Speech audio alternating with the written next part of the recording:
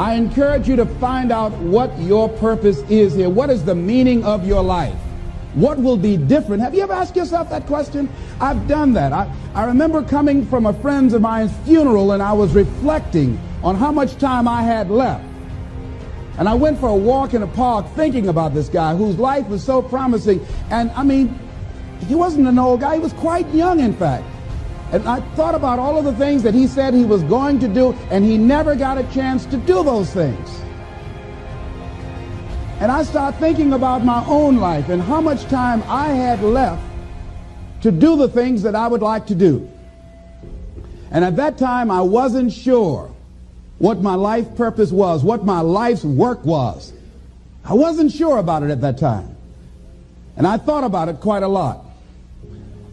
I had some idea, but I wasn't convinced, and I don't think I felt worthy. I didn't believe that it could be me to do this kind of work that I'm doing right now.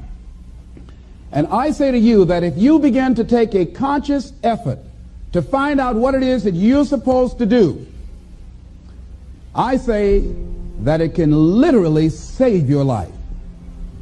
I said that it can literally save your life. I was telling a group of people of a study that was conducted. Dr. Larry Darcy, who wrote a book called Recovering the Soul, he said, human beings are the only living species that has achieved the dubious distinction of dying or having a stroke or a heart attack on a certain day.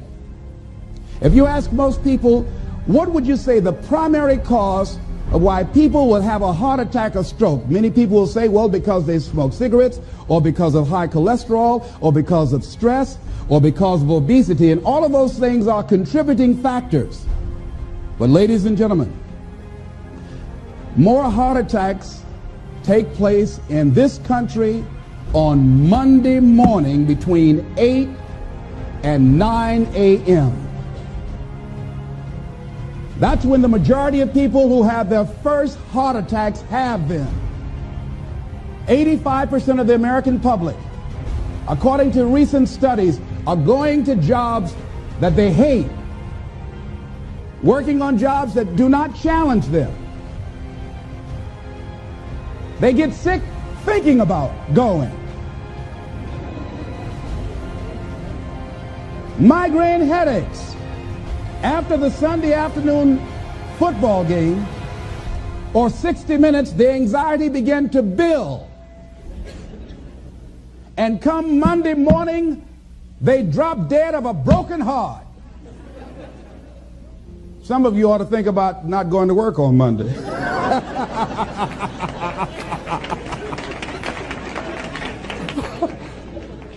Think about that. People are literally dying to go to work.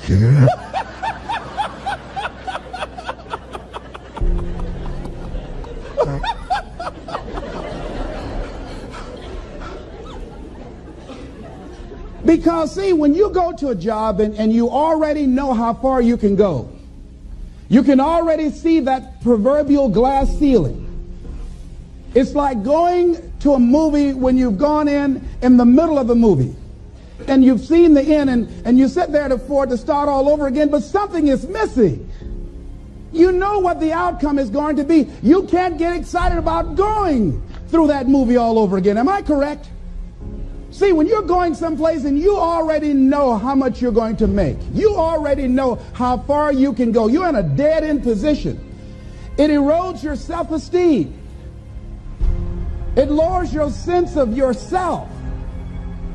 It creates an inner turmoil. It creates an emptiness in you. So I say that your life is worth finding what it is that you're supposed to do. And I'm not saying quit your job. I'm saying find it and do just a little bit of it. When I wanted to become involved in speaking, I started just learning quotes, listening to other people's tapes, going to seminars, going to workshops, asking other people to help me. Just start working at it just a little bit, but do find out what your work is and hold on to it, and don't let your dream go. Don't let it go. See, and here's something else I want you to begin to look at. Why is it that most people don't pursue their dreams or don't do better than what they're doing if they're capable of doing it.